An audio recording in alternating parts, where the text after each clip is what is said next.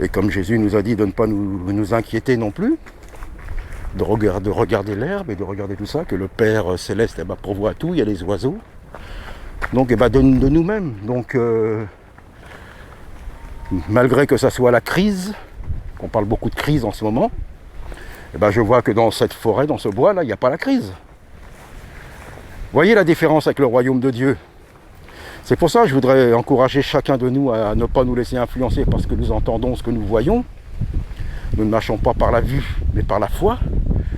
Mais nous pouvons voir Dieu à travers cette nature. Donc je vois qu'on nous parle de crise, mais regardez, voilà, c'est simple, hein, ces herbes, est-ce qu'elles s'occupent de la crise? Dieu avait décidé qu'elles commenceraient à pousser, elles poussent, elles sont là. Et nous-mêmes, c'est pareil, parce que nous ne sommes plus nés de la chair, mais d'eau et d'esprit. Si nous sommes morts et ressuscités avec Christ, comme je dis, c'est le point de base. Toutes les autres doctrines sont vraiment secondaires. C'est le point de base. Si nous sommes nés d'eau et d'esprit, notre Père Céleste nous nourrit spirituellement et aussi matériellement. Vous voyez, Jésus s'est toujours servi de la nature pour parler du royaume des cieux. Toujours les exemples. Et ce que fait le diable, il se sert des choses matérielles, physiques, pour ramener encore plus à la terre, à la chair et à tout ce qui va disparaître. Donc voilà, donc je voudrais vraiment encourager chacun de nous.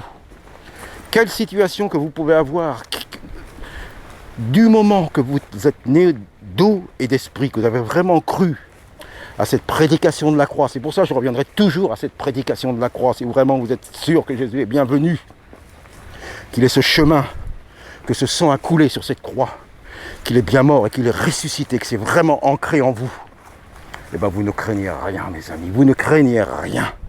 Vous êtes les enfants du Père Céleste, et le Père Céleste pour vous à chaque instant, à chaque moment. Vous voyez, donc je vois des gens qui courent, qui prennent soin de leur corps, mais c'est bien, moi c'est ce que je fais. Mais l'âme, c'est beaucoup plus important.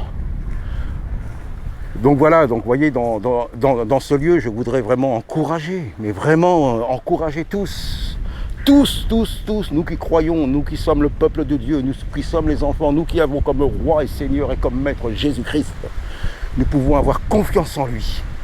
Et la nature nous enseigne, vous voyez là il y a du vent qui souffle, d'où il vient, où il va. Et l'homme qui est né d'esprit, qui est par l'esprit, on ne le comprend pas, on ne sait pas où il va, d'où il vient. Mais lui, il sait dans son cœur où est-ce qu'il va vers la cité céleste. Donc soyez encouragés, ne vous laissez pas influencer. Frères et sœurs, évitez les débats vains, comme disait Paul à Timothée. Mais ramenez toujours dans la saine doctrine et évitez les faux enseignements et toutes ces choses. Et après, n'insistez pas, faites votre route, faisons le chemin. Je vous dis, moi, vous voyez, j'essaye de démontrer ce que je vis. Et c'est simple. Regardez, là, je suis là, je peux faire un message, je me suis réuni hier, j'ai pas d'endroit fixe.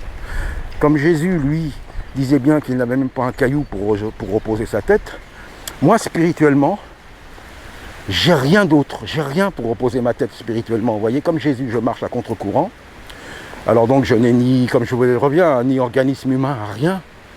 Mais pour reposer ma tête et mes pieds, j'ai ce roc qui est Jésus-Christ. Et ce roc est réel. Donc voilà, donc c'est vraiment pour encourager, vraiment soyez encouragés, vivez dans la foi. La foi, c'est ça, la foi. La foi ne va pas changer la volonté de Dieu, mes amis. Ce que Dieu a dit, il n'est pas menteur, il va l'accomplir. Les bonnes choses et les mauvaises qu'il est obligé d'accomplir parce que l'homme est vraiment mauvais, franchement mauvais. Et Jésus-Christ est venu pour nous libérer et nous rendre quelque chose de bon, de nous réconcilier avec Dieu, avec le Père. Donc vraiment que tous soient bénis, soyez édifiés. Ne vous laissez pas impressionner par qui que ce soit, par quoi que ce soit. Soyons soumis les uns et les autres, édifions-nous les uns les autres, prêchons la bonne parole, n'ayons pas de peur et de honte pour notre Seigneur Jésus-Christ. Et marchons en nouveauté de vie, dans la sainteté, dans la foi, dans ce chemin qu'est Jésus-Christ. Rien ne peut arriver à un enfant de Dieu, rien ne peut arriver à une âme qui est née d'eau et d'esprit.